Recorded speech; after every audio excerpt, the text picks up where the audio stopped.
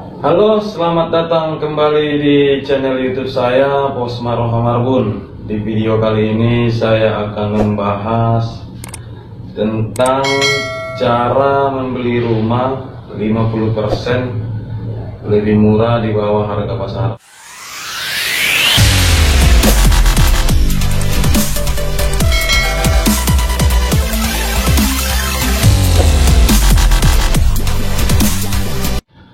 Oke, baiklah kawan-kawan, di segmen kali ini saya akan membahas sesuai dengan yang pernah saya tangani atau pernah saya kerjakan, karena kebetulan dulu saya pengacara perusahaan di daerah Jakarta Barat, di mana perusahaan ini bergerak di bidang properti. Jadi perusahaan ini membeli perumahan yang sedang mangkrak pembangunannya dengan skema cesi, atau membeli rumah yang sedang gagal kredit atau kreditnya bermasalah dengan skema cesi. Oke, baiklah, tonton terus video ini biar saudara tidak gagal paham. Jadi pembelian rumah dengan fasilitas kredit, tidak jarang pula kredit ini bermasalah atau macet atau bahkan gagal kredit. Nah, di dalam hal inilah pihak perbankan mencari solusi atau cara supaya kredit ini bisa diatasi. Nah, salah satu cara yang ditempuh oleh perbankan adalah dengan cara mekanisme cesi. Nah, apa itu cesi, kawan-kawan? Jadi cesi ini berdasarkan Kitab Undang-Undang Hukum Perdata pasal 613 disebutkan bahwa cesi itu merupakan penyerahan atau pengalihan piutang atas nama dan benda tidak bertubuh lainnya, di mana penyerahan tersebut dilakukan dengan cara membuat akta otentik atau akta di bawah tangan, di mana hak-hak atas benda tersebut dialihkan kepada pihak lainnya.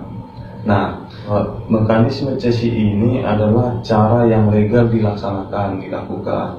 Jadi untuk detailnya dari sisi teknis atau mekanismenya telah diatur di pasal 584 sampai dengan pasal 624 Kitab Undang-Undang Hukum Perdata. Jadi berdasarkan uraian cesi tersebut, sesungguhnya pihak bank hanya menjual atau mengalihkan hak tagihnya saja kepada pihak lain. Maka dalam hal ini kita membutuhkan seorang notaris. Untuk apa? Untuk membuat akte cesi. Nah, setelah kita mendapatkan akte cesi, mekanismenya seperti apa? Belum bisa dibalik nama dong. Nah, betul. Untuk proses selanjutnya, kawan-kawan, akte cesi ini kita harus ajukan permohonan kepada Ketua Pengadilan Negeri setempat di mana objek itu berada. Contohnya objek tersebut Negeri Bekasi, maka kita harus mengajukan permohonan penetapan di Pengadilan Negeri Bekasi supaya nanti Pengadilan Negeri Bekasi memerintahkan BPN untuk dapat melakukan balik nama dari sertifikat tersebut kepada atas nama pemegang akte cesi. Itu prosedur yang saya sebutkan tadi, mulai dari membuat akta cesi sampai ke penetapan ke pengadilan, telah diatur di pasal 624 Kitab Undang-Undang Hukum Perdata, di mana disebutkan bahwa akta cesi tersebut belum bisa menjadi acuan atau dasar untuk membuat balik nama di kantor BPN.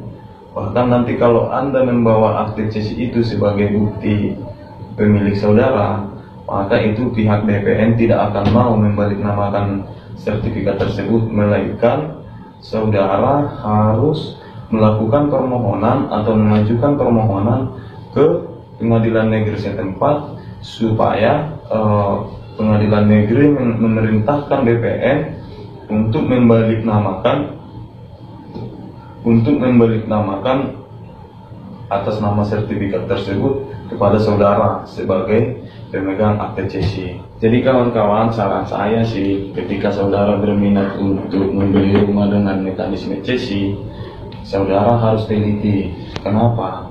Soalnya ketika kita membeli rumah dengan mekanisme CC ini, prosedurnya masih ada lagi. Bukan ketika kita beli dengan akte CC, rumah tersebut langsung milik kita, bukan, masih ada prosedur hukum yang dijalankan seperti yang saya sampaikan tadi, yaitu penetapan di pengadilan negeri. Nah, kalau terkait harga, sangat murah. Yang saya alami atau yang pernah saya kerjakan, 40 juta sampai 50 juta saudara sudah bisa membeli rumah dengan mekanisme CC. Yang perlu Anda teliti adalah apakah objek rumah tersebut sudah dalam keadaan kosong.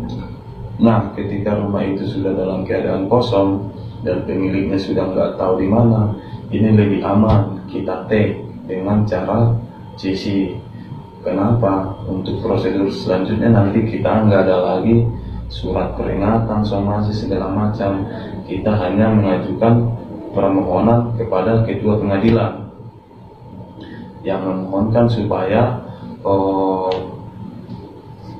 BPN diperintahkan oleh ketua pengadilan untuk dapat dilakukan balik nama kepada kita sebagai pemegang akte CC. Oke kawan-kawan, baiklah demikian video saya kali ini. Terima kasih sudah berkunjung. Jangan lupa komennya, like-nya, dan subscribe-nya supaya saya lebih bersemangat untuk bikin video-video selanjutnya. Terima kasih.